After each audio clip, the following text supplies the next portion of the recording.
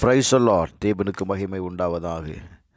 ஆண்டவரும் இரட்சகருமாக இருக்கிற இயேசு கிறிஸ்துவின் இணையற்ற நாமத்தினாலே இந்த கால வேளையில் உங்கள் யாவரையும் நான் வாழ்த்துகிறேன். இந்த நாளுக்கான தேவனுடைய வார்த்தை ஏசாயா 29வது அதிகாரம் 22வது வசனம்.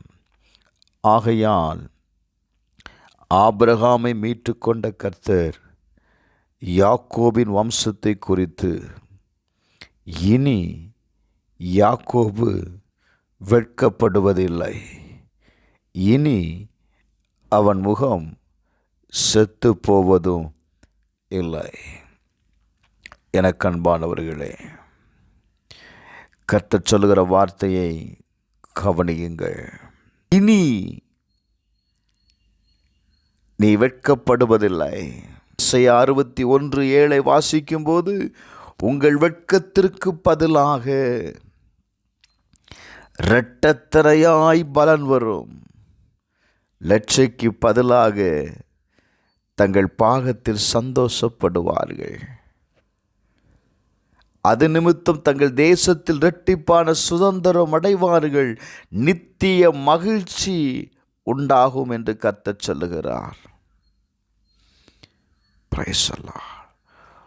ஒருவேளை இன்றைக்கு நீ வெட்கப்பட்ட நிலையில் இருக்கலாம், நீர் அவமானப்பட்ட நிலையில் இருக்கலாம்.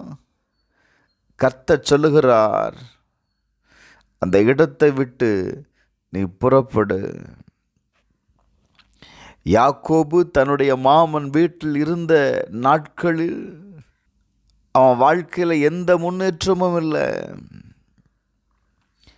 ஒரு வெட்கப்பட்ட நிலை, ஒரு அவமானப்பட்ட நிலை. ஒவ்வொரு நாளும் அவன் நிந்தைக்குள்ளானான். ஏன் இது நடக்குது? ஒரு ஏமாற்றப்பட்ட வாழ்க்கை. கர்த்தர் அவனுக்கு தரிசனமாகி, நான் உனக்கு தரிசனமான இடத்திற்கு போ என்று சொன்ன பொழுது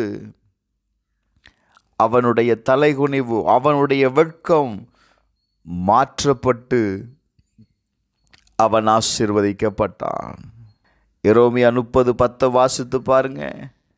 என் தாசனாகி யாக்கோபே, நீ பயப்படாத, இஸ்ரவேலே நீ கலங்காத என்று கர்த்தர் சொல்லுகிறார். நான் உன்னை தூரத்திலும் உன் சந்ததியை தங்கள் சிறையிருப்பின் தேசத்தில் இராதபடிக்கு இரட்சிப்பேன். யாக்கோபு திரும்பி வந்து அமர்ந்து சுகித்திருப்பான், அவனை தத்தளிக்க பண்ணுகிறவன் இல்லை என்று ஆண்டவர் சொல்லுகிறார். இந்த காலவேளையில் நான் சொல்லுவேன், இனி இந்த கால வேளையில் கர்த்தர் உங்களோடு பேசுகிறாருங்க. இனி நீ வெட்கப்பட்டு போவதில்லை, இனி உன் முகம் செத்து போனதை போல இருப்பதில்லை. உங்களுடைய வாழ்க்கையில் அந்த தத்தளிப்பு இருக்காதுன்னு கர்த்தர் சொல்லுகிறார். ஹல்லேலூயா. அவனை தத்தளிக்க பண்ணுகிறவன் இல்லை. உங்களை குறித்து சொல்லப்பட்ட வார்த்தை தான் இது. நீங்கள் தேவனால் தெரிந்து கொள்ளப்பட்டவர்கள். கர்த்தர் உங்களை ஒரு நாளும் வெட்கப்படுத்த மாட்டார், ஒரு நாளும் தலை குனிந்து போக விட மாட்டாருங்க. என் தேவனை நம்புகிற ஒவ்வொருவருடைய தலையையும் கர்த்தர் நிமிர பண்ணுவார்.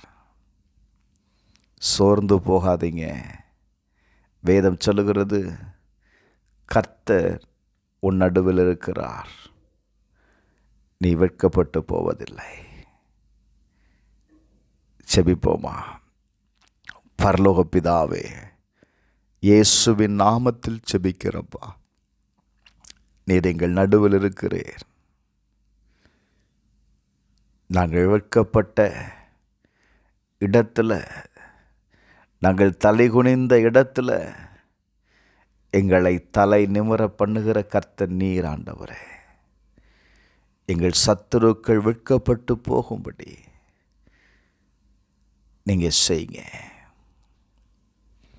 நீங்கள் தான் சொன்னீங்க, இனி நீ வெட்கப்படுவதில்லை, இனி உன் முகம் செத்து போனதைப் போல இருப்பதில்லை, இனி உன்னை தத்தளிக்க பண்ணுகிறவன் இல்லை. அந்த சத்துருவை கர்த்தர் இன்றைக்கு நீர் எங்களுடைய பாதத்தின் கீழ் ஒப்பு கொடுத்ததற்காக நன்றி அப்பா. இந்த வார்த்தையை கேட்கிற ஒவ்வொருடைய தலையையும் கர்த்தர் நிமிர செய்வீராக. இயேசுவின் நாமத்தில் ஜெபிக்கிறேன் பிதாவே, ஆமென்.